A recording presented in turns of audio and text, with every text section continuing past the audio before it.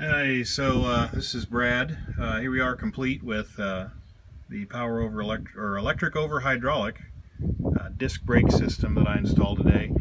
Took me about 8 hours to do. Really wasn't all that bad of a job, to be honest with you. I expected the hubs and stuff to be, much more difficult than it ended up being. Really, the hubs just came off really easy.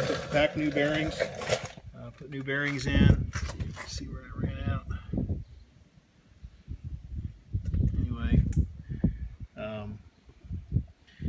I just got zip strips in there. Honestly, that's stable enough. I need to cut them, make them look a little bit better.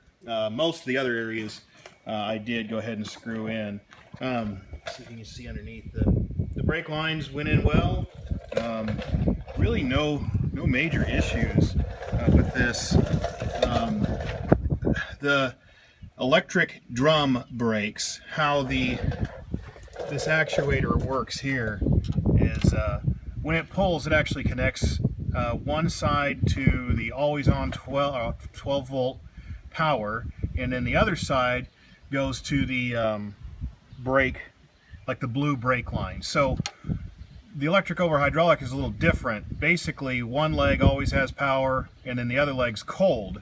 And the cold side is the one that you connect to the actuator. So what I did is I just used that wire that went inside that always had power, and I reversed it. So I hooked into always on power here, where it comes in from the truck. It also comes back from the battery too, and it just they meet up in here too. And I spliced into that. So then I've got one side that's always got power to this. And then I used the other side that formerly was always power, and I took some pictures of that, and I made that the cold side, and it already is run up in through here. And let's see, and I had so it was this guy, so it was white, blue with a white stripe. So this now, whenever this receives 12 volt, it turns this on. That's your emergency breakaway.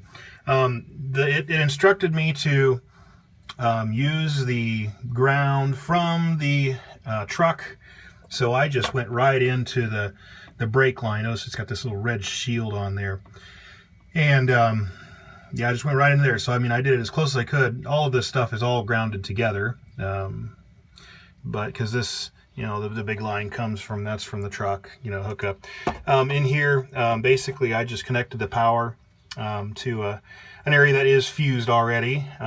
So really nothing too crazy. You're supposed to make a loop in there for vibration. I did add some grommets underneath. You can't see them, but they're underneath this. Keep it from vibrating a little bit. I don't know. I also, when I ran the brake line through, I put a grommet in there just to kind of keep it from wearing. I'll have to check on that, make sure it stays put.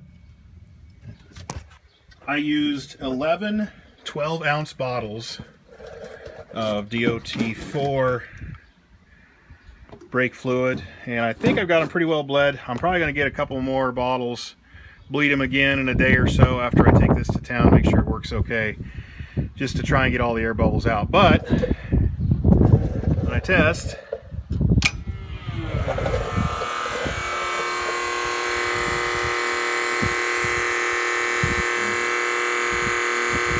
it does start to get warm, but if it was flowing something, it'd make a different noise. This is the noise it makes when it's pressing hard. I think 1,600 psi.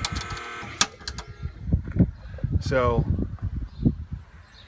anyway, that's what I've done. It wasn't that bad of a job. Obviously, I have a shop and a farm to do this stuff in, and I'm somewhat skilled at mechanical stuff, work on it often, so it wasn't that bad of a job for me.